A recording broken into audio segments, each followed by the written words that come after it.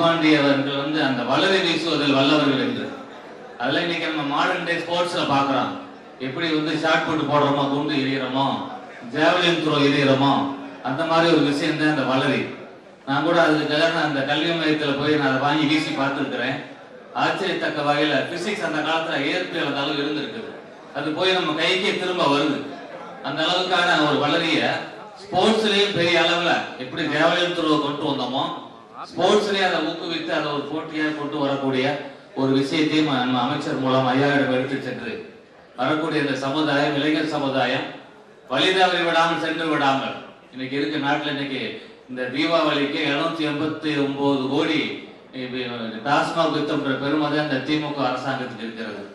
அதெல்லாம் புறந்தள்ளி ஒரு வலிமையான இளைஞர் சமுதாயத்தை, ஒரு வலிமையான தமிழகத்தை, அதுவே ஒரு வலிமையான இந்தியத்தை படையக்கூடிய வகையில் ஐயா எடப்பாடி தலைமையில் ஆட்சி அமைய வேண்டும்.